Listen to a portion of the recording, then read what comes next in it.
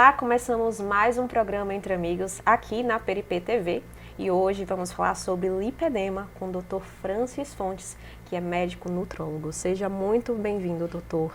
Um prazer estar aqui, obrigado, Rafaela, pelo convite e, enfim, trazer informação sobre lipedema para as pessoas. Muito bem. Agora, nos conte, o que é, afinal, lipedema e o que é que pode diferenciar de celulite, obesidade, enfim? Lipedema hoje é uma doença à parte, né? Então ela já é reconhecida como doença à parte, ela tem CID específico, então ela é uma doença diferente de obesidade, por exemplo. Obesidade durante muito tempo também foi até deixada de lado enquanto doença.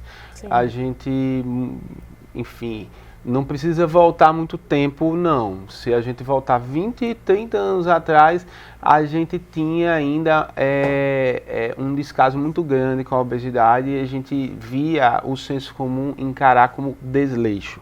Hoje a gente sabe que é doença. A gente sabe que é doença como diabetes, é doença como hipertensão, existem órgãos envolvidos. E o lipedema é uma doença diferente. O que quer dizer que a pessoa ela pode ser magrinha, assim como você, e ter lipedema, né? Que é diferente de celulite. Porque Muita gente confunde, inclusive. Né? Confunde e até profissionais de saúde. Sim. Porque, de fato, se você não tem muita experiência, você olha o visual e parece, né? Só que a celulite diz mais respeito ao aspecto estético da pele. Então, a celulite vai estar relacionada com aumento de fibrose, com retenção, com inflamação, com a gordura localizada ali. O lipedema não. O lipedema você tem um aumento da inflamação que pode acontecer predominantemente em membros inferiores, mas também em membros superiores. Principalmente, né, quase que exclusivamente na mulher, porque o estrogênio ele é determinante na síntese do lipedema e faz com que tenha uma fragilidade capilar maior e o sangue ele sai ali dos vasos sanguíneos com facilidade. Então acontecem hematomas, acontece retenção, peso nos membros, dores, então é completamente diferente, na verdade, da celulite. Sim, aí, então você acabou mencionando aqui alguns sinais, alguns sintomas, né? Predominantemente em mulheres, mas homens também? Muito raramente. Na verdade, o homem, via de regra, ele não apresenta o lipedema, certo? Pelo contrário, assim, o homem ele vai apresentar muitas vezes mais a obesidade. E quando ele vai realmente apresentar essas modificações mais localizadas, ele vai estar relacionado à doença dele. Em relação à questão, inclusive, do ganho de peso do homem e da mulher, ele já é diferente por si só. Então, o homem ele tem mais músculo, ele acumula gordura em lugares diferentes. O padrão de obesidade impera, que é aquele que concentra em membro inferior, que a gente classicamente descrevia, é mais comum em mulher. E essas diferenças têm a ver principalmente com a questão hormonal, mas tem a ver com a sua pergunta. Da mesma forma que um homem pode ter câncer de mama, da mesma forma que o homem pode ter distúrbios endocrinológicos que o levem à produção excessiva de estradiol, ele pode ter uma disfunção e acabar tendo manifestações com o acúmulo anormal de gordura, que seria o lipedema. E isso vai também depender da relação entre o estradiol e a testosterona. Porque, não sei se todo mundo que está assistindo a gente sabe o que é estrogênio, é um hormônio que nós dizemos feminino, mas tanto homens como mulheres produzem hormônios sexuais, testosterona, estrogênio, progesterona, só que em quantidades diferentes. E com uma predominância de receptores também peculiar a cada sexo. Muito bem, maravilha, ficou bem claro, inclusive, você falou muito questão hormonal, mas pode estar associado com questão genética? Sim, eu sempre falo que o nosso organismo ele é fantástico e fascinante, né? Porque está tudo encadeado. Então, as mulheres predominantemente, geneticamente, né, predispostas, elas vão responder ao estradiol. Então, eu, por exemplo, já tive paciente que falou, doutor, eu tive lipedema após a adolescência, depois reduzi um pouco, aí engravidei e amamentei, e aí fiquei com mais lipedema. Enfim, são os momentos de picos hormonais e que estão relacionados ao aparecimento do lipedema. E a menopausa. Sim. E tem mulher que quando você entra com estradiol na menopausa, repõe, ela realmente acaba piorando o lipedema. Isso acontece porque essas mulheres que estão geneticamente predispostas ao lipedema, elas têm uma predominância diferente dos receptores do estradiol. Então, quando a gente aprofunda no estudo do lipedema, nós vamos ver que essas mulheres predispostas, elas têm mais receptores alfa. Os receptores principais do estradiol são o alfa e o receptor beta. E aí, o receptor alfa, ele estimula a proliferação do adipócito, enquanto o receptor beta, ele tem ações anti-inflamatórias. Todo mundo sabe que a reposição hormonal, quando bem indicada na ausência de contraindicação, ela traz melhor qualidade de vida para a mulher. Isso é consenso. Pode vir a polêmica que for, mas o consenso vai ser esse. Agora, existem essas peculiaridades que têm que ser observadas pelo profissional que vai conduzir aquela pessoa. Maravilha. Aí você falou receptores, no caso, estamos falando nível celular. Sim. Né? Sim, porque o hormônio, ele vai se encaixar no receptor, né? O hormônio é uma substância química que vai se encaixar no receptor. É por isso que hoje há essa discussão em torno da vitamina D. É vitamina só? Tem função hormonal? Porque ela tem receptor. Sim, e atua à distância. Teoricamente, hormônio. Exatamente.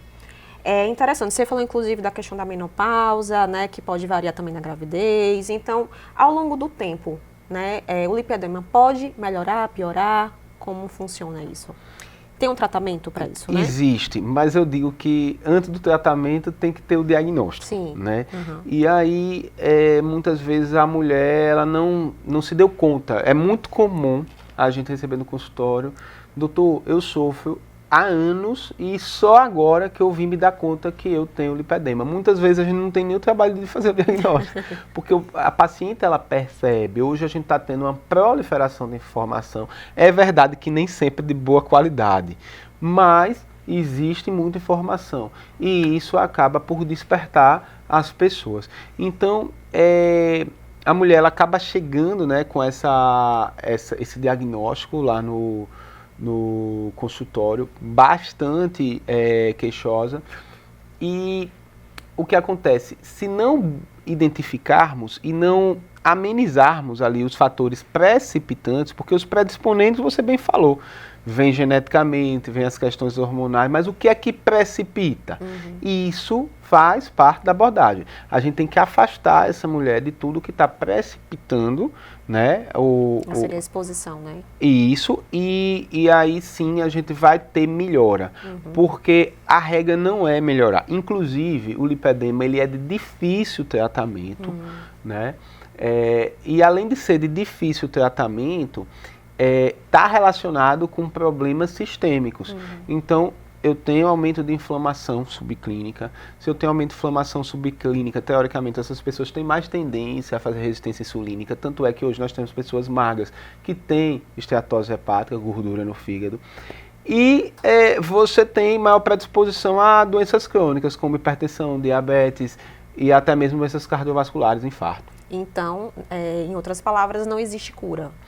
A gente fala mais em controle da doença e, de forma geral, Rafaela, hoje, em medicina, a gente prefere falar em remissão. Sim. Porque quando a gente fala cura, a gente pensa assim, me livrei.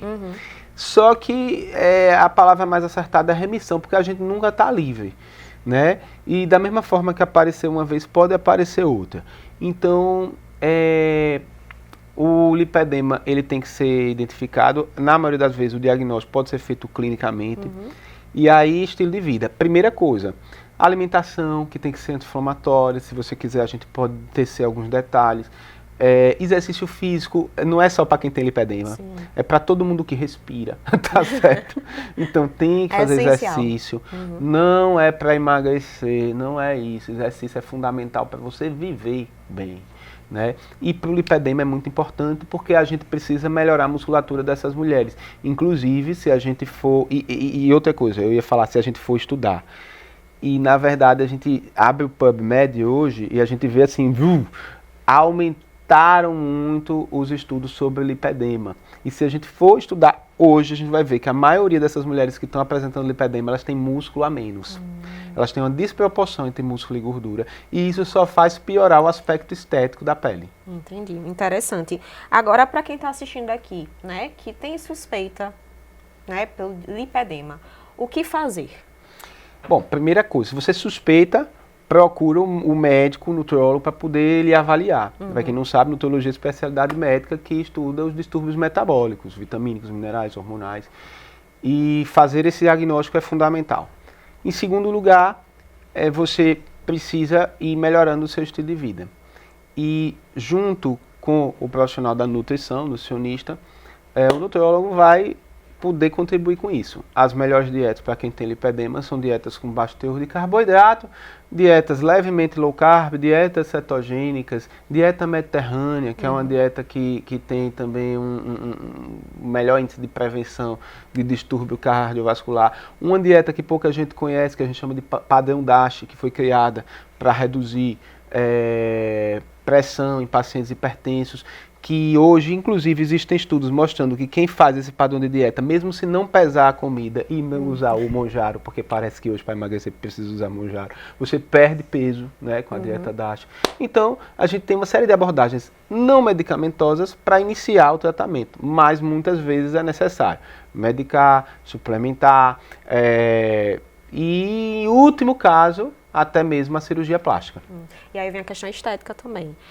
Você recomenda a drenagem, lipoaspiração para quem tem lipedema? Faz parte da abordagem multidisciplinar. As terapias compressivas e as drenagens linfáticas ajudam bastante com a retenção, com a redução da inflamação local, com o aspecto estético. Se a gente associar isso com o plano alimentar e com o acompanhamento nutriológico, a gente melhora muito a resposta ao tratamento. E na maioria das vezes a gente consegue acabar escapando da cirurgia. Recentemente a gente viu a Yasmin Brunet, que viralizou o vídeo dela mostrando, né, que ela estava no Big Brother e como piorou o lipedema lá. E como quando ela saiu do Big Brother, em poucas semanas ela reverteu. E reverteu com dieta low carb, né? Ela fala isso. Interessante. E no reality, realmente, a alimentação fica louca, né? Muito bem. Agora, como o tempo é curto, infelizmente, né? Deixa só o seu contato para quem tiver interesse em contactá-lo, para quem sabe uma consulta. Até porque aqui realmente a gente tem esse tempinho curto, mas a gente pode fazer o lipedema parte 2 ou parte 3. Poxa, com certeza. E lá também nas redes sociais a gente está sempre falando sobre esse assunto, @drfrancisfontes. Vai ser um prazer poder contribuir com você. Muito obrigada, viu, doutor? E você não sai daí porque a gente volta já aqui no programa Entre Amigos.